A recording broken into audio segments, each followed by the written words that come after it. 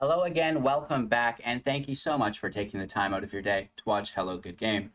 Today, we're back with another Strixhaven theory crafting video looking at Lorehold.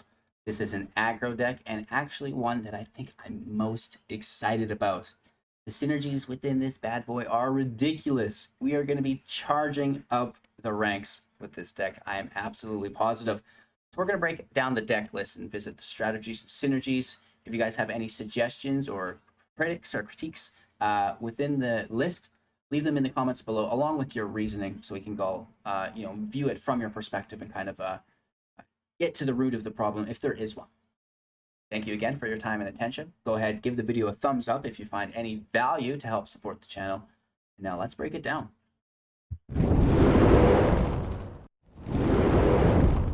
Alrighty, 60 cards, best of 1, 24 lands. We have a Selfless Savior to start out the deck, a 1/1 in which we can sacrifice to give another creature that we control indestructible until the end of turn. This is about one of the greatest turn 1 plays that a mono white deck or a Boros, Selesnya, any white based deck can make. That indestructible is just so valuable.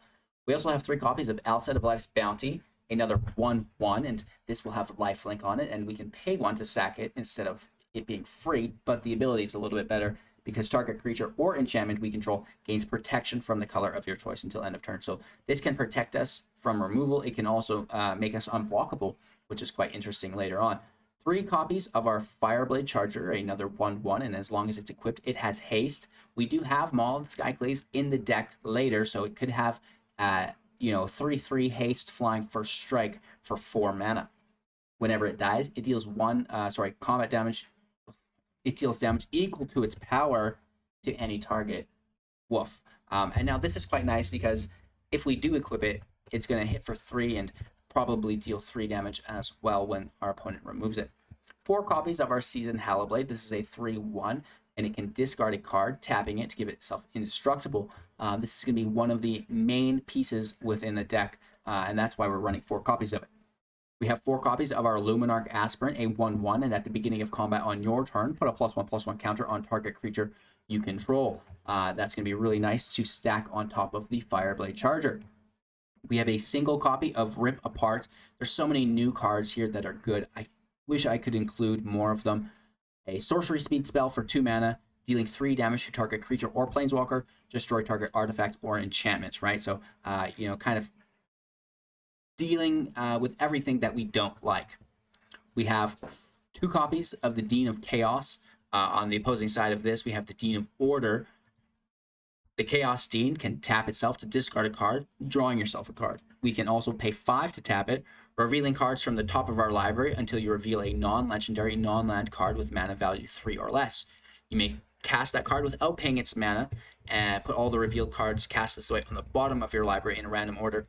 This isn't great, but if you're top decking, it's fine. We have Augusta, Dean of Order. Other tapped creatures you control get +1/+0, and other non-tapped creatures you control get +0/+1. Whenever you attack, untap each creature you control, then tap any number of creatures you control, which is really cool because you'll get to decide whether they're tapped or untapped. We have 2 copies of the Flame Scroll Celebrant. On the opposing side, we have Revel in Silence. Revel in Silence casts for 2 planes at instant speed. Your opponents can't cast spells, activate abilities on planeswalkers, or activate planeswalker loyalty abilities this turn. So if they don't have anything in turn or in play already, they won't be able to do anything. We do exile the Silence after it's been played, and that's just one of the key indicators that the card is very powerful. So again, if they don't have anything in play, this just ends their turn. If they do have things in play, of course, they can use those as long as they're not planeswalker loyalty abilities. The Flame Scroll Celebrant for 2 mana is a 2/1, and whenever an opponent activates an ability that isn't a mana ability, the Celebrant's going to deal 1 damage to that player. So a nice little bit of chip damage here, but it's not really what the deck relies on. We're just playing with it because it's a new card, basically. We want to see how it performs. We can pay 2 to give it +2/+0 until the end of turn here as well. Mostly liking Revel in Silence, but the Celebrant is okay to be on there as well. A single copy of Thrilling Discovery, and much like Rip Apart, I wish I could run more copies of this in the deck. Sorcery speed for 2, you gain 2 life, and then you may discard 2 cards. If you do, draw 3 cards. And we're really relying on the discard here within the deck because we have 4 copies of our Venerable Warsinger, a 3/3 for 3 mana with Vigilance and Trample.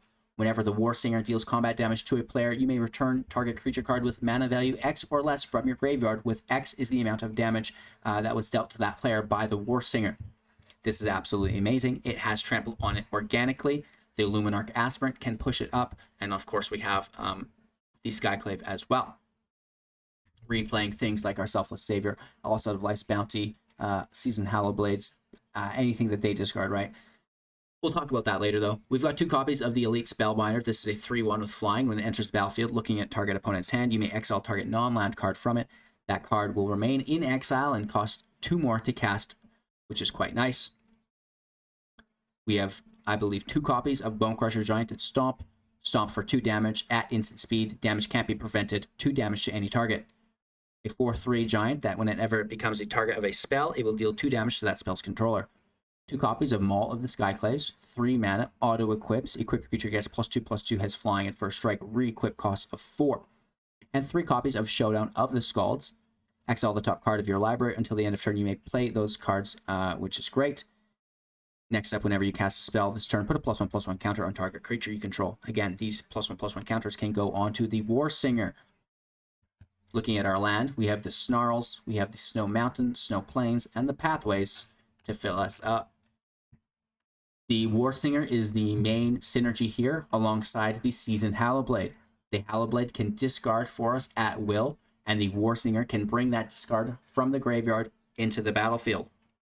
We can protect ourselves in an infinite loop, much like Lurrus would, with the Selfless Savior or Life's Bounty, particularly the Life's Bounty for protection so they can't block us even if they wanted to, if they only have 1 color of defenders.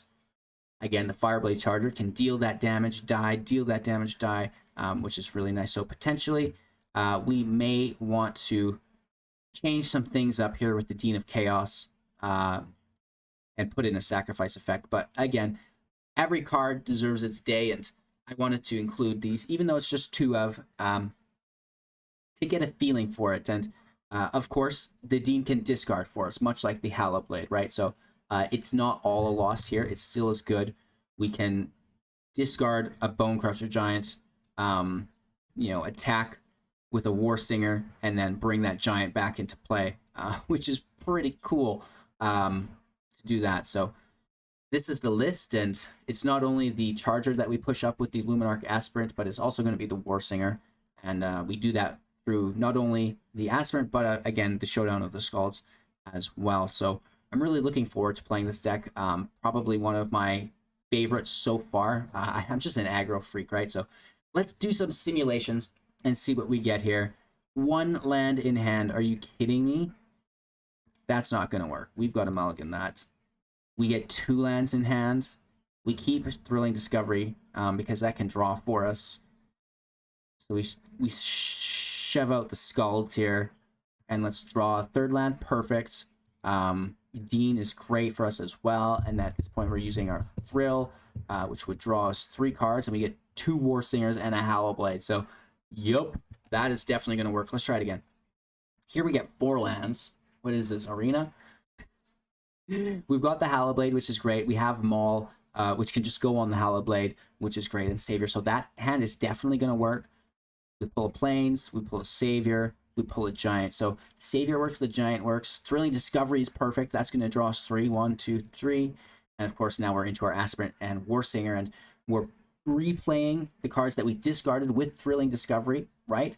Through our Warsinger later on, and maybe the Selfless Saviors got sacked, and of course we already have the Blade, which can discard anything. So I think that this deck really shows a lot of hope. 6 lands in hand, are you kidding me? We're going to mulligan that, and at this point we have to toss something. Let's toss the Dean, and then let's draw our 3rd land. Perfect, and we have Warsinger in play. So we're already off to the races. We have Selfless Savior, we have Luminarch Aspirant. That's a 1, 2, 3 combo wombo with the Fireblade Charger as well, which is cool. And then we get a Revel in Silence on the back end of the Celebrant, Luminarch Aspirant, and land. So I'm really, really looking forward to this deck. I think it's going to work quite nice. Let's do some simulations quick as well here. Within the land through 100, 2 lands 30%, 3 lands 27, 4 lands 25, and then that 1 land 15% is worrisome, but we can easily mulligan for a new hand from that. So that's the deck. Let me know what you guys think in the comments below. Thank you so much for your time and attention. Make sure to check out our link tree for all of the latest and greatest, whether you want to provide financial support or get in on some of our giveaways and contests that are free to enter with cash prizes. You'll find all of the latest and greatest in the description below, or you can easily Google Hello Good Game Linktree to find out more. Enjoy the rest of your guys' day. We've been bringing you guys Strixhaven decks for a few days now. This is our last of the colleges that I originally made. I made the first 5, which is pretty cool. And I think we've got, 7 sleeps until Strixhaven. So it's right around the corner, 1 week away. And we'll probably make a few more decks as well. Maybe something a little bit more competitive, something a little bit more jank, and stray away from the colleges. And, maybe potentially be building some 3-color decks and some monocolor decks as well. Thank you again for your time and attention. Make sure to support if you can afford to do so. And we'll see you soon in the next video.